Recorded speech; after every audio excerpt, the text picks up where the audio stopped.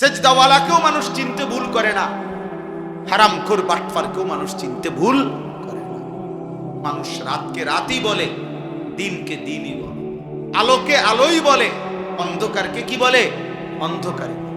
এজন্য হারামখোর, পাপী, নাফরমান, তোরে বেটা চরিত্রহীন ছেলে তোমরা যারা এ নারী দেখো, ছবি দেখো, মোবাইলে অশ্লীল দৃশ্য দেখো, এক ওয়াক্ত সেজদা দাও না, তোরে মানুষ বেটা কোনোদিনও সম্মানের চোখে দেখে না, তোরে হাইওয়ান জানোয়ারের এক আইটেম ছাড়া আর কিচ্ছু মনে করে না।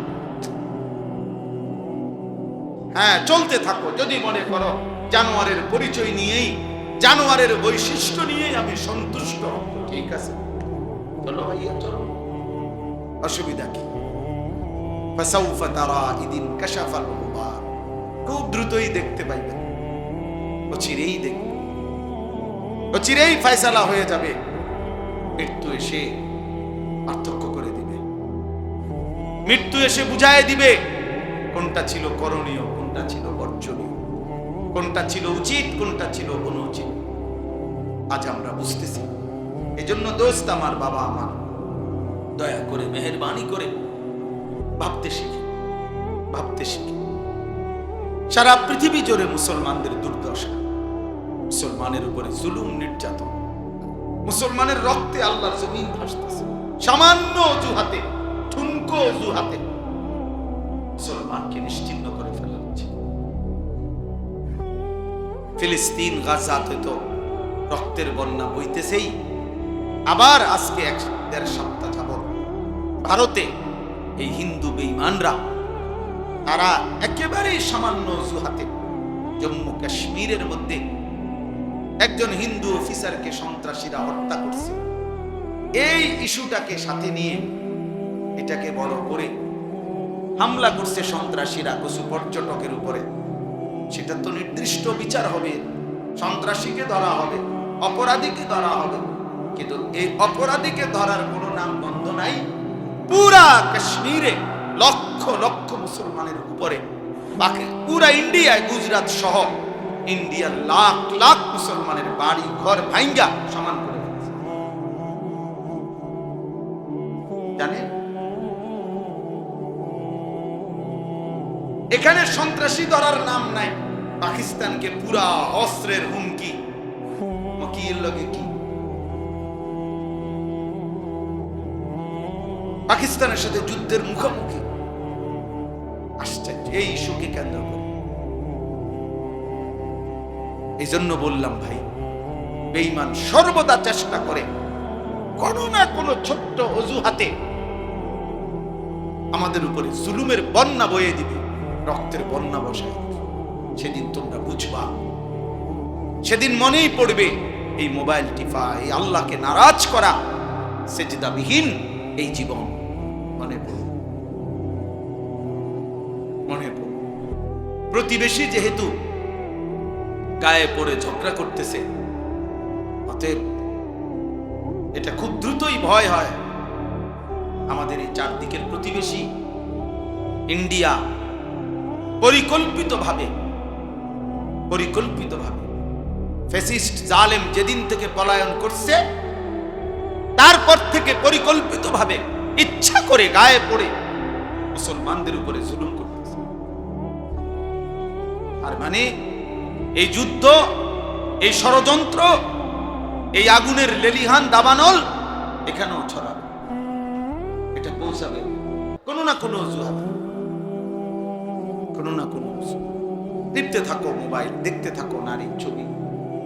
চলো ছেলেরা চুলের দেখো, চুলের ফ্যাশন করো, নারী দেখো, ছবি দেখো, অসুবিধা নেই। শুধু অপেক্ষা করো আল্লাহর আযাব কখন আসবে, আল্লাহর আযাব কখন আসবে। সময় গুনতে থাকে, সময় গুনতে থাকে। সবাই বেখবর, আমরা সবাই বেখবর। আমাদের বাবা, আমাদের মা, আমাদের অভিভাবকরাও বেখবর। সবাই ব্যস্ত। কি নিয়ে ব্যস্ত বুঝি না আমি।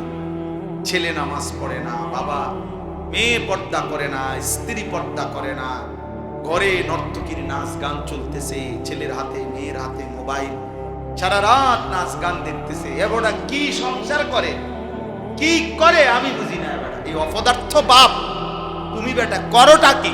তোমার পোলাটাও নামাজ পড়ে না, তোমার মেয়েটাও পর্দা করে না, তোমার বউটাও পর্দা করে না, তোমার ঘরে রঙিন টেলিভিশনে নর্তকী নাচে, তো তুমি অপদার্থ কি সংসার করো? কিতা করো রে তুমি? কিরে ভাই বলেন না, কি করেটা কিসে? মুসলমান করছেটা কি? তাই না? আল্লাহ আমাদেরকে বুঝ দান করে। আমাদের ভাবা দরকার, আমাদের ভাবনা দরকার, ইনসাফ দরকার। আমরা নিজের হাতে আমাদের উপরে মুসিবত টেনে আনতেছি। মা আসাবাকুম মিন মুসিবাতিন ফাবিমা কাসাবাত আইদিকুম। আল্লাহ তাআলা বলেন, তোমাদের উপরে যত মুসিবত আসে সব তোমাদের হাতের কামাই, তোমাদের গুনাহ, তোমাদের মুসিবত। আমাদের পাপ, আমাদের এই ছেলেদের, মেয়েদের, আমাদের বয়স্কদের এই হারাম গুনাহ, আমার আপনার প্রতিটা পাপ আমাদের জন্য আযাবকে কাঁচায়, আযাবকে কাঁচায়। এই জন্য আমরা, আমাদের নিরাপত্তা দরকার। আপনারা শুনছেন আমাদের হযরত মাওলানা মুফতি আমজাদ সাহেব কথা বলছেন শেষ দিকে। আপনি চিন্তা করে দেখেন, এটা বাংলাদেশ, এখানে সবাই জানে যে সংখ্যাগরিষ্ঠ এখানে মুসলমান, ধর্মপ্রাণ মানুষ এদেশে লক্ষ লক্ষ মসজিদ মাদ্রাসা আছে। এত কিছুর ভিতরে দিয়া, এত আলেম ওলামার ভিতরে দিয়া 5ই আগস্ট পরবর্তী, 24-এর পরবর্তী যে সময়ে আপনার ফ্যাসিস্টের কোনো অনুসারী ক্ষমতায় নাই, এরপরেও এই মহিলা নামের কতগুলো মুরতাদ, নারী নামের কতগুলো মুরতাদ বেঈমান বাংলাদেশের জমিনে সরকারের কাছে এই প্রস্তাবনা দিছে যে সরাসরি আল্লাহর কোরআনকে চেঞ্জ করা। এত বড় সাহস! বিষয়টা তো শুধু প্রতিবাদ না, এটা চিন্তা করার বিষয়। যে মানে এই সময় আইয়া এই সাহসটা হইল কেন? তাহলে এরা কত বড় নিকৃষ্ট, কত বড় জঘন্য, মানবতার কি পরিমাণ দুশ্মন। একটি সমাজের জন্য প্রস্তাব দিছে যে ছেলে মেয়ে বিবাহ ধর্মের বন্ধনে, বিবাহ বন্ধন ধর্মের ভিত্তিতে বিবাহ বন্ধনে আবদ্ধ হয়ে না হয়ে যদি নিজেদের ইচ্ছে মতো, পছন্দ মতো তারা যদি একত্রে থাকতে চায়, রাষ্ট্র সমাজ কেউ বাধাগ্রস্ত করতে পারবে না। এই আইন, এটা আইন। আর মানে কি? ছেলে মেয়ে যেখানে মন চায় কুত্তার মতো শুইয়া লাইব, যার যেখানে মন চায়। এই সমাজ টিকবে তো? তাইলে যৌনকর্মী, বেশ্যা, পতিতা পৃথিবীর ইতিহাসে, মানবতার ইতিহাসে কোন জায়গায় একেবারে সামান্যতম মনুষ্যত্ব যার মধ্যে আছে, তারা এটা একটি জঘন্য অপরাধ। নারীর এই অসভ্যতা, কোন নারী দেহ বিক্রি করা, নাউজুবিল্লাহ। এই মুরতাদরা, এই নারী সংস্কার কমিশনের এই মুরতাদগুলো প্রকাশ্যে প্রস্তাবনা লিখছে যে এই যৌনকর্মী, বেশ্যা, পতিতাকে রাষ্ট্রীয়ভাবে শ্রমিক হিসাবে স্বীকৃতি দিতে হবে। এরা শ্রমিক, এরা ওয়ার্কার। আপনি চিন্তা করছেন, ভালো খাইতে পারতেছে, শেষ বয়স, আপেল খায়, মালটা খায়, চা খায়, বন খায়, গপ মারে, আর কি বাজার হইতেছে, খাইতে আছে, ফুতে টেয়া ফাটাইতে আছে। হালাল হারাম এত কিছু তো অনেক সময় আছে। হালাল না হারাম সেটা দরকার কি? আমার দরকার টাকা, আমার দরকার বাতে না। আস্তাগফিরুল্লাহ, আস্তাগফিরুল্লাহ। ভুলে গেলে চলবে না, আখিরাত নিশ্চিত, মৃত্যু আমাদের নিশ্চিত, কবর আমাদের নিশ্চিত। ভুলে গেলে চলবে। জাহান্নামের আযাব বড় ভয়ানক আযাব, বড় ভয়ানক আযাব। আল্লাহ তাআলা কোরআনুল কারীমে বলছেন, কাল্লা সাউফা তা'লামুন। বান্দা শোনো, মনে রেখো বান্দা, দুনিয়া নিয়ে ব্যস্ত হয়ে গেলা। আলহাকুমুত তাকাসুর, দুনিয়া বাড়ানোর নেশা তোমাদেরকে আমি আল্লাহ থেকে, ইবাদত থেকে গাফেল করে দিল। হাত্তা জুরতুমুল মাকাবির, মনে রেখো এরই মধ্যে একদিন তুমি পৌঁছে যাবে কবরস্থান। মনোযোগ দিলেও মরে যাইবা, অমনোযোগ হইলেও মরে যাইবা, সেজদা দিলেও মরে যাইবা, নাফরমানি করলেও মরে যাইবা। ইব্রাহিম নবীরও মৃত্যু হইছে, নমরুদেরও মৃত্যু হইছে, মুসা নবীও ইন্তেকাল করছে, ফেরাউনও কি করছে? তার মানে অনুগত থাকে নাই, অবাধ্য থাকে নাই, চলেই যাবা। তবে কাল্লা সাউফা তা'লামুন, আল্লাহ বলেন অচিরেই কবরে আমি আল্লাহ তোমারে জানায় দেব, বুঝায় দেব আমার এক এক নাফরমানির শাস্তি আমি দেখায় দেব। হাদিসের মধ্যে আছে আল্লাহর নবী সাল্লাল্লাহু আলাইহি সাল্লাম সাহাবীর কবর দেখে, খালি কবর, একদিন এক সাহাবীর জানাজা পড়তে গিয়ে জানাজার আগে নবীজি তার খালি কবরটা অনেকক্ষণ তাকাইয়া খুব কাঁদছে, খালি কবরের দিকে তাকাই। তো সাহাবীরা বলেন আমরাও নবীজির সাথে খুব কাঁদলাম। এরপরে কান্দা শেষে নবীজি চোখ মুছে বললেন লিমিসলি হাযা ফাআইদু, আমার সাহাবীরা এমন কবরের জন্য তোমরাও প্রস্তুতি নাও, আইদু, রেডি হও সাহাবারা, এই নিশ্চিত এই কবর তোর কাছে তোমারে পৌঁছানোই হবে। জলজ্জান্ত মানুষ, হাসি খুশি মানুষটা পলকের মধ্যে নিস্তব্ধ হয়ে যায়। কি আশ্চর্য বিষয়! আমার মামি কিছুদিন আগে মারা গেছে। আমি মামির বড় মামি আমার জানাজা পড়তে গেছে, তখন আমার মনে পড়ছে, হায় মামি, আমার ছোটবেলায় ছাত্র জীবনে আমি খুব সিমের বিচি খাইতে পছন্দ করতাম, সিমের দানা। আমার মামি তরকারি রাঁধলে, সিমের তরকারি রাঁধলে সিম এগুলো আলাদা নিয়ে বাটিতে আবার একটা একটা করে দানা করতো, খুললা দানাগুলো খুললা আমরা একসাথে মুঠ করে কত সময় মামি আমার এই সিমের দানা দিয়েছি, খাইতাম। তো সেই মানুষটা যাকে আমি চোখে দেখলাম এতদিন এতবার, সেই দিনই কবরে চলে গেছে। কি ব্যস্ততম জিন্দেগি ছিল, বড় সংসার ছিল, সব ছেড়ে চলে গেছে। এমনই তো। তাহলে মৃত্যু আমাদের জন্য নিশ্চিত যে আমাদেরকে থামায় দেবে। এই হাসি, এই কান্না, আনন্দ, বেদনা, দুঃখ, পেরেশানি, এই ছেলেরা তোমাদের জওয়ানি থামায় দেবে। জানো না কে দেখে তোমাকে চুলের ফ্যাশন? কোন ইবলিস ছাড়া, শয়তান ছাড়া কেউ দেখে। অনেক ছেলে আসছো গায়ে গেঞ্জি, গায়ে খেলোয়াড়ের গেঞ্জি, ক্রিকেটের গেঞ্জি, সদর বদল আর কি গায়ে দাও, কি বড়, কি মুসলমান, কি মা বাপ, মুসলমানের আখলাক। জিজ্ঞাসা করেন নামাজ পড়ছে, এশার নামাজও পড়ে নাই, মাগরিবের নামাজও পড়ে নাই। এই নির্লজ্জ বেহায়া, এত বড় বেশরম কেমনে মসজিদে বইল? জিজ্ঞাসা তোর কলিজার মধ্যে একটা ভয় লাগলো না? আল্লাহর ঘরে কেমনে বসলি নাফরমান, সেজদা ছাড়া? তোর মা তোরে কোনোদিন নামাজের সবক দেয় না? বাবা তোমারে কোনোদিন নামাজের সবক দেয় না? এক মা বাপ সন্তানকে লালন পালন করছে, এই ছোটবেলায় এত আদর সোহাগ দিয়া বাচ্চাকে বড় করছে এক মা বাপ। 14 বছর 16 বছর বয়সে এই মা বাবা এই আশাই বড় করছে যে বয়ে বয়ে মোবাইল দেখবা, নারী দেখবা, ছবি দেখবা। হায় হায় জানোয়ার, এই জন্য তোর মা তোরে দুধ খাওয়ায় না। মায়ের দুধের কলঙ্ক, মায়ের রক্তের কলঙ্ক।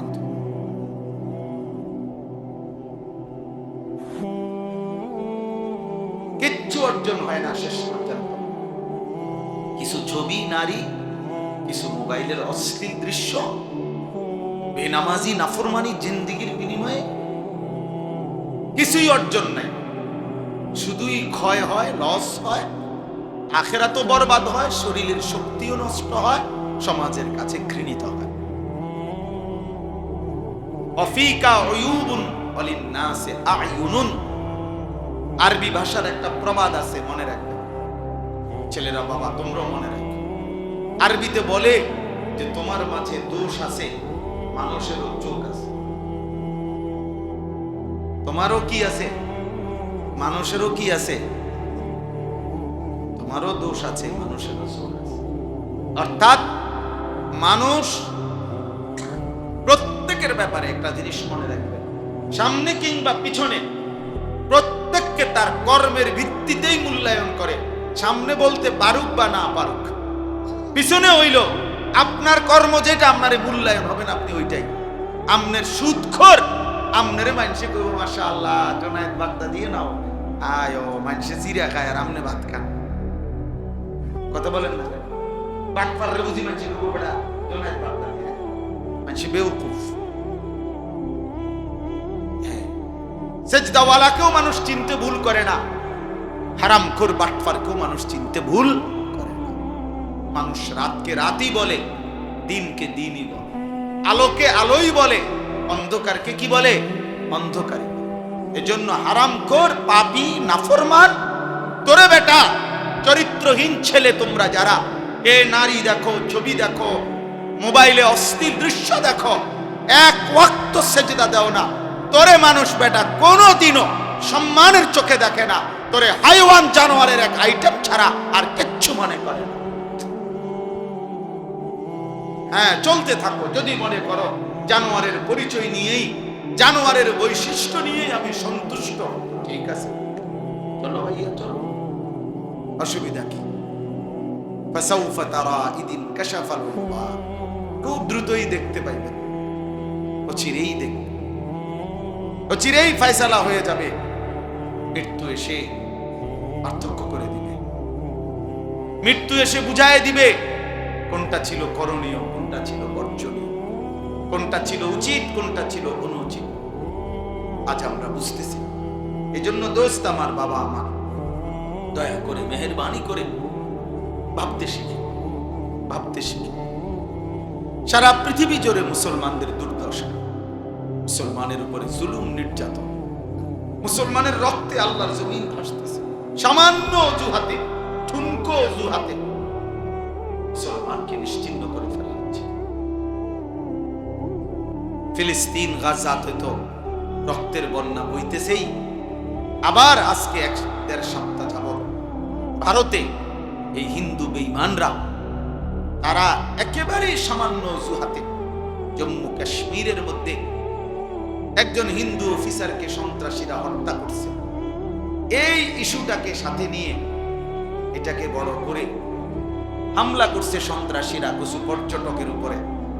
সেটা তো নির্দিষ্ট বিচার হবে, সন্ত্রাসীকে ধরা হবে, অপরাধীকে ধরা হবে, কিন্তু এই অপরাধীকে ধরার কোনো নাম গন্ধ নাই। পুরা কাশ্মীরে লক্ষ লক্ষ মুসলমানের উপরে, বাকি পুরা ইন্ডিয়ায়, গুজরাট সহ ইন্ডিয়ার লাখ লাখ মুসলমানের বাড়ি ঘর ভাঙ্গা সমান করে দিয়েছে। জানেন, এখানে সন্ত্রাসী ধরার নাম নাই, পাকিস্তানকে পুরা অস্ত্রের হুমকি, মকির লগে কি পাকিস্তানের সাথে যুদ্ধের মুখোমুখি। আশ্চর্য, এই ইস্যুকে কেন্দ্র করে। এই জন্য বললাম ভাই, বেঈমান সর্বদা চেষ্টা করে কোনো না কোনো ছোট্ট অজুহাতে আমাদের উপরে জুলুমের বন্যা বয়ে দিবে, রক্তের বন্যা বসায় দিবে। সেদিন তোমরা বুঝবা, সেদিন মনেই পড়বে এই মোবাইল টিপা, এই আল্লাহকে নারাজ করা, সেজদাবিহীন এই জীবন মনে পড়বে, মনে পড়বে। প্রতিবেশী যেহেতু গায়ে পড়ে ঝগড়া করতেছে, অতএব এটা খুব দ্রুতই ভয় হয় আমাদের এই চারদিকের প্রতিবেশী ইন্ডিয়া পরিকল্পিতভাবে ফ্যাসিস্ট জালেম যেদিন থেকে পলায়ন করছে, তারপর থেকে পরিকল্পিতভাবে ইচ্ছা করে গায়ে পড়ে মুসলমানদের উপরে জুলুম করতেছে। তার মানে এই যুদ্ধ, এই ষড়যন্ত্র, এই আগুনের লেলিহান দাবানল এখানেও ছড়াবে, এটা পৌঁছাবে কোনো না কোনো অজুহাত, কোনো না কোনো। দেখতে থাকো মোবাইল, দেখতে থাকো নারীর ছবি।